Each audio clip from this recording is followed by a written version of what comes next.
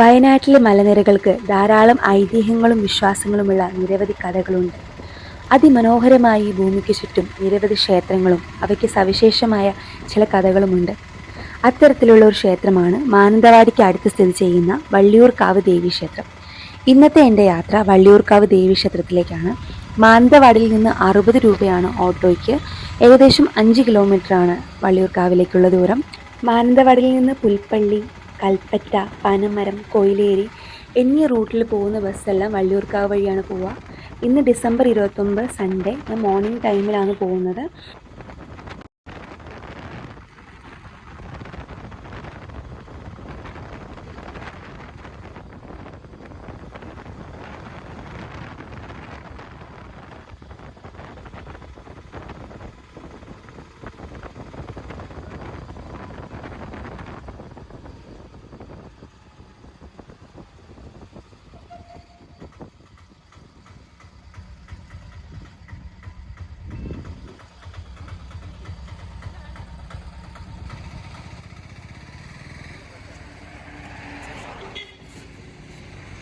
ചരിത്രപരമായി ഒരുപാട് ഇമ്പോർട്ടൻസ് ഉള്ള ഒരു ക്ഷേത്രമാണിത്. ഇവിടെ താഴേക്കാവ്, മുകളിലേക്കാവ് എന്ന് പറഞ്ഞ് 2 സെപ്പറേറ്റ് ക്ഷേത്രങ്ങളുണ്ട്. താഴേക്കാവ് ഇപ്പോൾ പൂട്ടിയിട്ടിരിക്കുകയാണ്. മുകളിലെ കാവിൽ മാത്രമാണ് ഇപ്പോൾ പൂജകൾ നടക്കുന്നത്.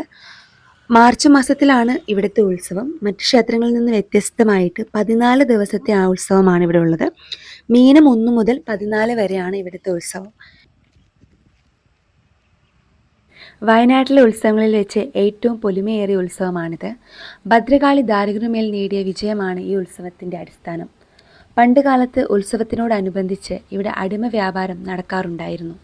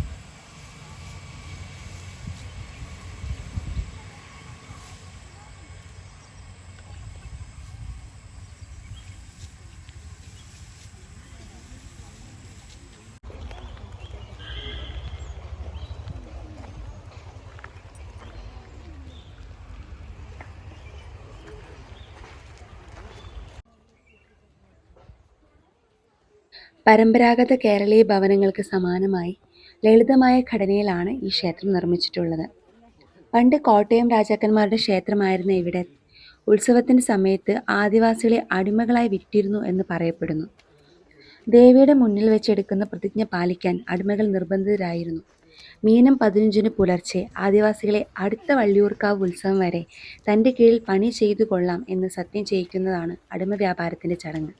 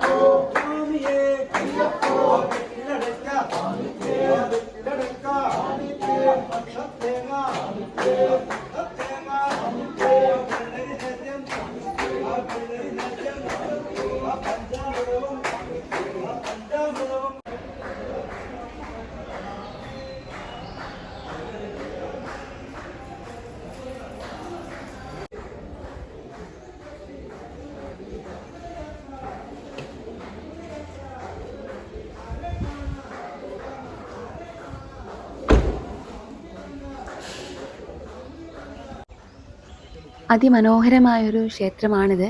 ക്ഷേത്രത്തിനുള്ളിൽ തന്നെ ഒരുപാട് ശില്പകലകൾ നമുക്ക് കാണാൻ പറ്റും. നമ്മൾ സ്റ്റെപ്പ് കയറിയാണ് വരുന്നത്. തിരിച്ചു പോകുമ്പോൾ നമ്മൾ ഈ വഴിയായിരിക്കും പോവുക. ഇതിൽ പറയുന്നത് വരുന്ന വഴി തിരിച്ചിറങ്ങി പോകാൻ പാടില്ല എന്നുള്ളതാണ്. അപ്പം ഇങ്ങനെ പോകുമ്പോൾ നമുക്കൊരു കാട്ടിലൂടെ പോകുന്ന പ്രതീതിയാണ്. ഇവിടെ കാടായിരുന്നു എന്നാണ് പറയപ്പെടുന്നത്. അതിമനോഹരമായ ഒരു ക്ലൈമറ്റും കിളികളുടെ ശബ്ദമൊക്കെ കേട്ട് നമുക്ക് ആസ്വദിച്ച് പോകാൻ പറ്റിയ നല്ലൊരു പീസ്ഫുൾ ആയിട്ടുള്ളൊരു ക്ഷേത്രമാണിത്.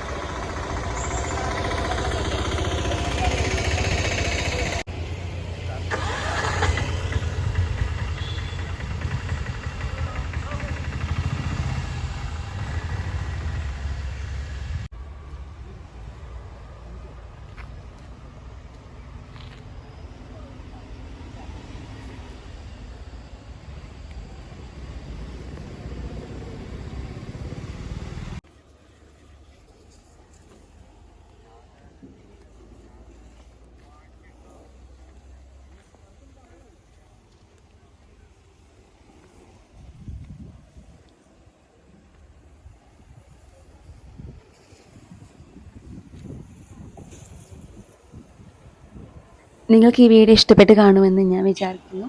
അപ്പോൾ നെക്സ്റ്റ് വീഡിയോയിൽ വേറൊരു ക്ഷേത്രത്തിൻ്റെ വിശേഷമായിട്ട് നമുക്ക് കാണാം. Bye bye.